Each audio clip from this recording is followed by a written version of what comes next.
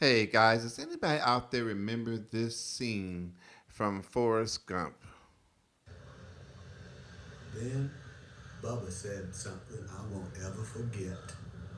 I wanna go home. I think it's one of the most important scenes in that whole movie to me. But Forrest Gump has so many great lessons in that whole film. It's amazing. Welcome everyone to the Learn to Love podcast. My name is Daryl Radford. For those of you who do not know me, and for those of you all who do, please don't call me them bad names you've been calling me. Anyway, welcome to all of my soldiers and all my warriors that's on the battlefield, helping those people who have terminal illness diagnoses. What we're going to do today is we're going to allow Forrest Gump and Bubba to help us to understand some things about what happens when your loved one tells you that they're ready to die. If you don't mind just kind of taking a 2 minute walk back with me, I'm going to show you this scene in this film that Bubba and Forrest Gump just does a really great job explaining some things without even knowing that they're really explaining them. Give me just a second and you'll see what we're talking about here.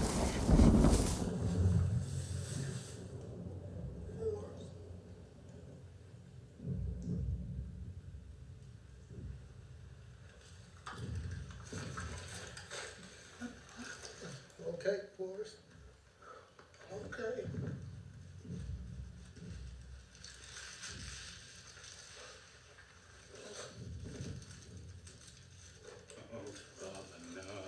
Now we'll be all right.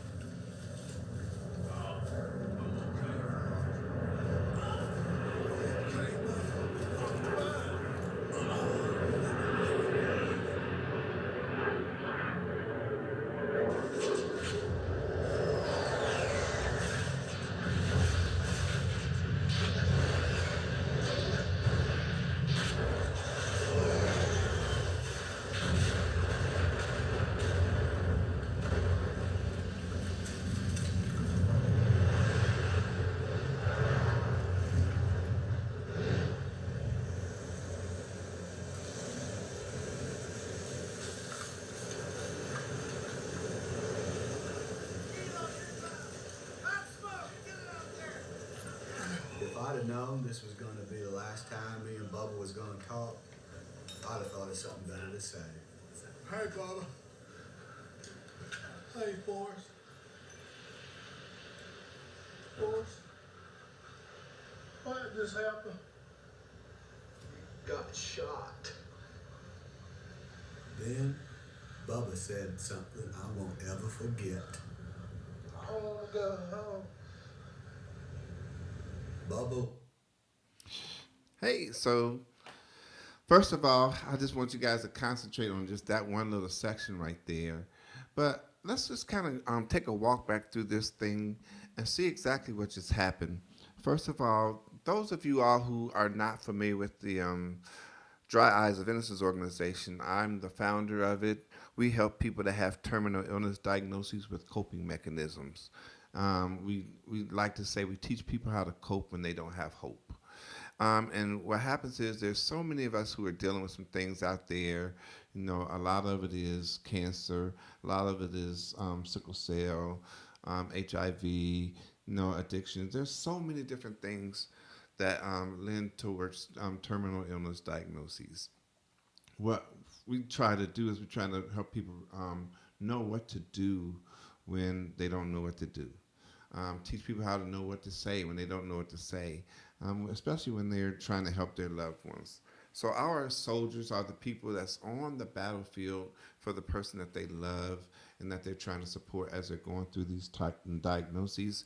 And our warriors are those actual people who have the diagnoses and are fighting the battle like a real warrior.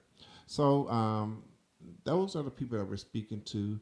And I will say this to you: I've come to find in in over 15 plus years of doing this, that I've never met a person who has not been affected by some terminal illness or diagnoses in one way or another. Mama, dad, sister, brother, uncle. Somebody's got something going on in their family with cancer or something like that. Anyway, getting back to this topic at hand, we're talking about what happens when your loved one tells you that they really want to die. And what Forrest Gump does in this film is he takes us through the whole process of things, and we don't even realize how important that every aspect of our lives are. We're just going to kind of walk through this a little bit together and just kind of see what's going on. Force. Right away, what we see Forrest is actually fighting in battle, which is normal for a soldier at this point. He's fighting a war, which is same thing that we can kind of say about ourselves as we're fighting every day. We're trying to fight about how to stay, connected to this job that we have to go to. We're trying to figure out what to do about these children that are running amok and acting crazy. We're trying to figure out, how to pay these bills, and we got way more bills than we got money coming in. We're trying to figure out all these things. These are the daily battles that we're fighting on a regular basis, and this kind of what he's doing right now is representing. And what you're going to see is in the process of this regular fighting that he's doing already, Okay, Forrest. he finds that this person that he cares the most about is in a precarious situation. Okay, and one thing that's really important to realize is that he says as soon as he finds him, I'm okay for us.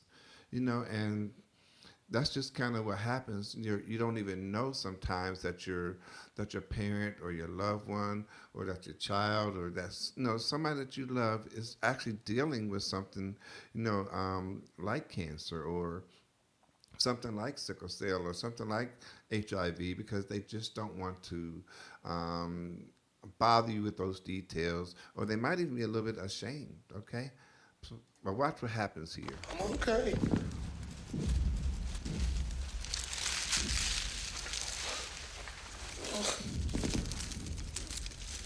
Oh, Father, no. Now I'm gonna be all right. That's when we find out. Now we've just been alerted that that something is going on, and it's gotten to a point that it's kind of dire. They've gotten to the point to where they just um, want you to know that it's going to be all right. As weird as that sounds, you're looking at this person and you see their body is falling apart or it's racked with pain or it's it's fatally wounded in some cases, um, and they still tell you that it is okay. Um, it's kind of like a protective um, mode that they go into because they really don't want you to get overly involved with this part of their lives because everything up to this point has been okay. They've been able to handle everything and they've been the champions.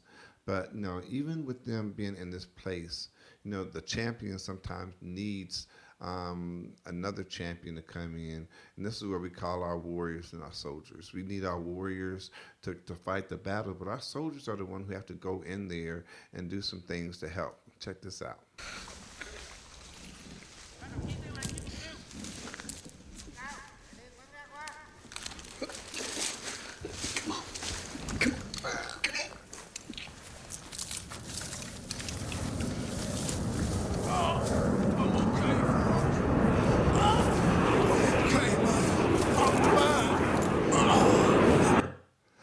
And this is another part that's really interesting to me because even though he's trying to help his loved one out, and this is what we do. We try our best to help those person that we love and care about. We try to help get them to a better place because we do care about them. We do love them. We do find some things about them that we just want to keep around. So we'll sacrifice, our own health and strength sometimes, in the battle to help our person get to safety. But if you look at that, look on Forrest's face right now, he is terrified also while he's trying to help his loved ones. That's what real courage actually looks like. No, that's what it looks like when when I have to do some things that I really don't want to do, but at the same time I only have time to think about it. I just know that I have to do what it takes in order to get this person to safety. So he's doing that, but while he's doing that, he's still saying, I'll be okay, and don't worry about me. And that's what your loved ones will do, even though they know that they're racked with pain and they're still going through some things. They still want you to.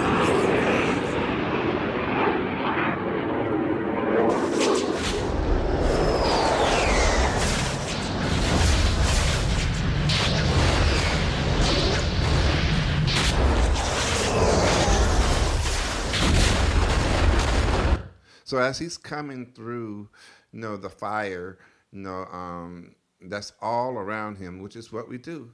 There's so many different things that can go on when a person is telling you that they're about to die. There's a lot of things that we still are fighting in the regular world that we're dealing with, but now we've got this extra thing that's on us that we need to figure out how to help. So we carrying people through the fire. We're trying to figure out how to make it through, even though we're terrified and it's right up on our tail.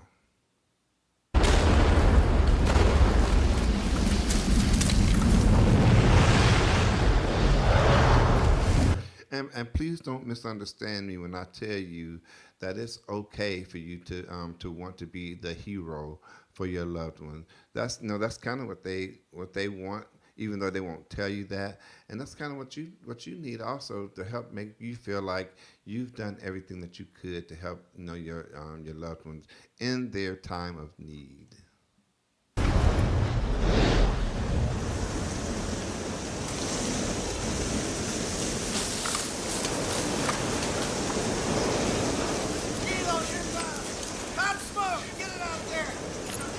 If I'd have known this was going to be the last time me and Bubba was going to talk, I'd have thought of something better to say.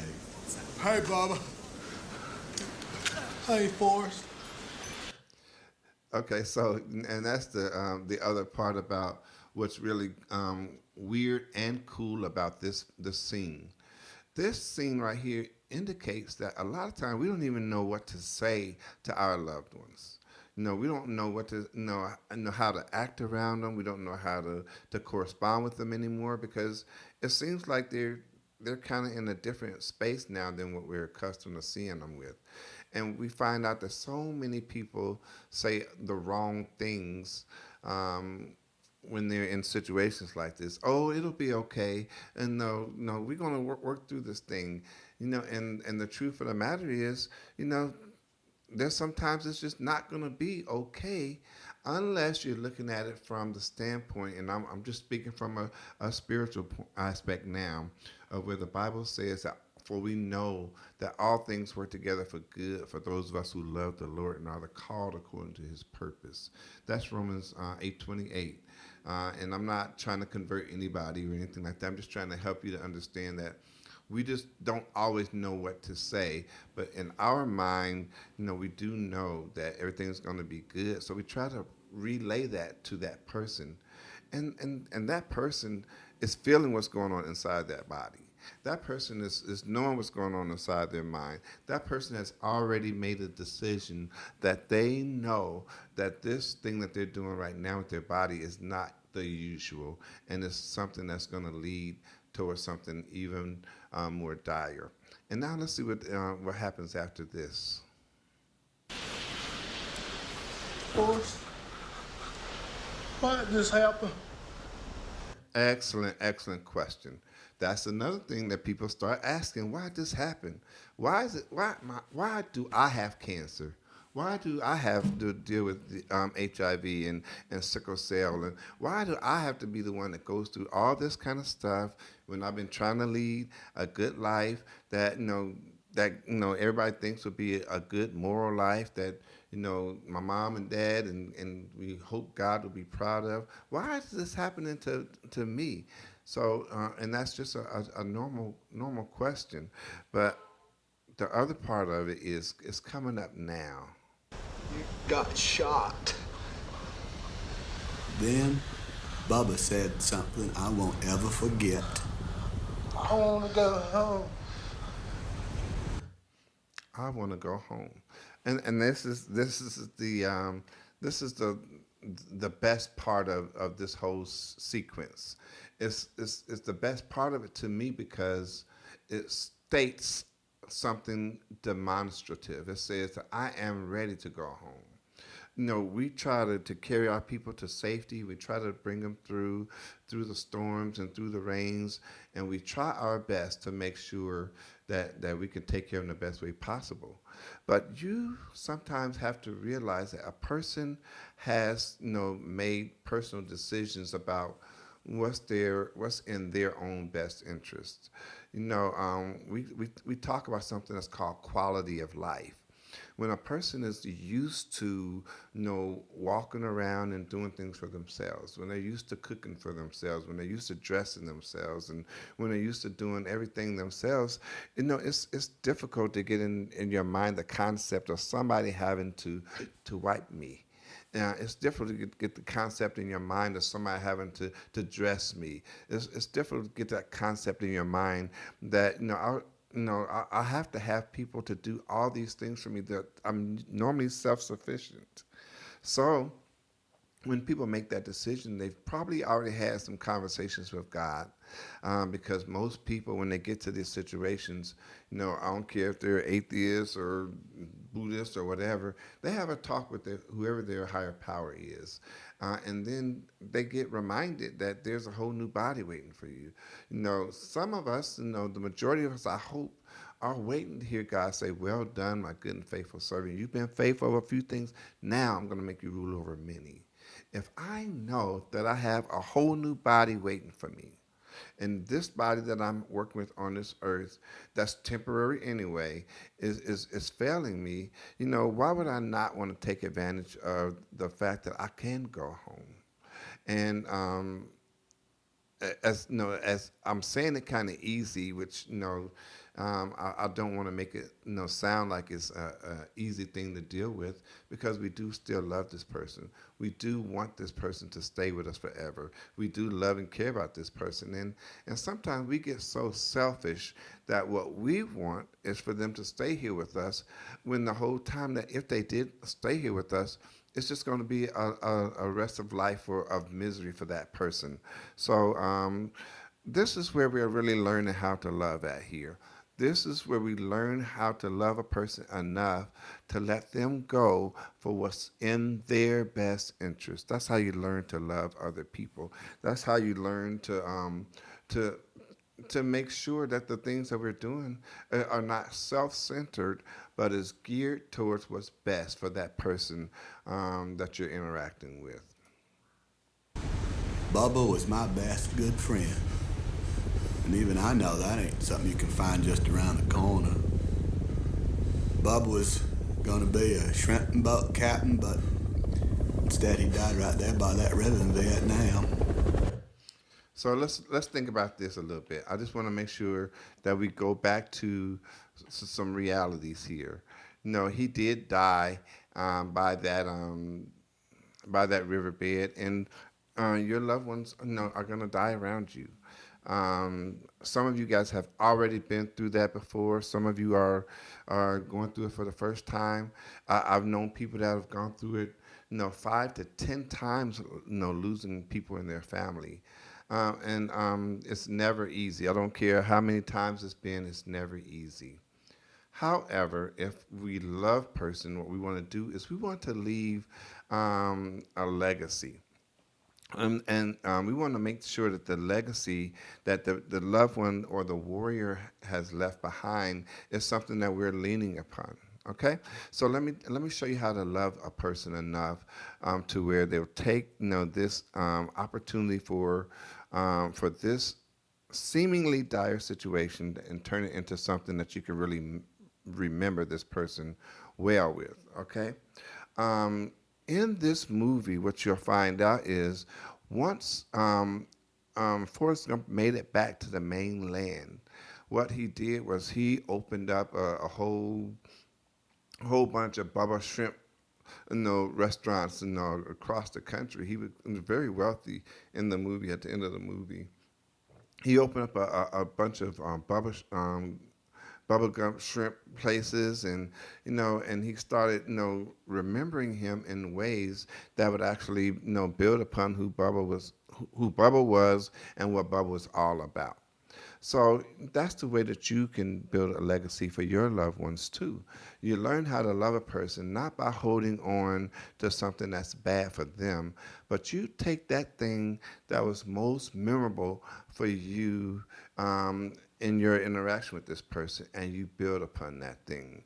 If that person was a great florist, then you might want to just remember that person by making sure that you have flowers in your home that could say, hey, this is what my mom loved. And whenever someone comes by there, you can tell one of the greatest stories about your mom or your dad or whoever it is. You can let people know that this impact that they made on my life is why I'm so kind now. This is a legacy that you can leave. This is why I'm so demonstrative now. This is why I'm so adamant about the things that I'm doing, is because that's the legacy that my loved one left me behind.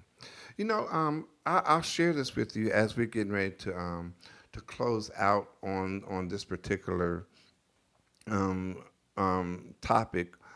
One thing that I want to make sure that we do here is we want people to learn how and why to support the terminally diagnosed and their family. Okay, and what we've done is we've established what's called the life and the empathy models that we use with the Dry Eyes of Innocence organization.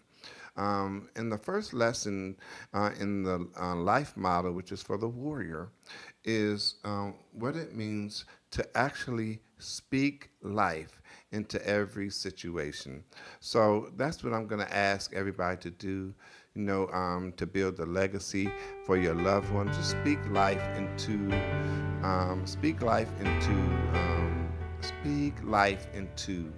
their situation.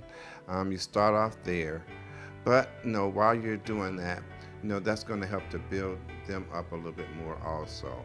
So let's go to making sure that first of all you visit the Dry Eyes of Innocence organization. We have a website that's listed below. We also have a book that's available to everybody. It's called The Dry Eyes of Innocence. It is also available on Amazon. You can order it through any bookstore, or you could just send a message to the comment section here, and we can get it for you. But the main thing we want you to do is just do like this. Learn to love. I don't know if I can say it any more clearer than that, but it's the thing that's going to help us to be able to be a more civil community. And I really appreciate you guys joining me. Like, subscribe, and share this video, and help me go from 20 subscribers to 20,000 subscribers here in a short while. Peace.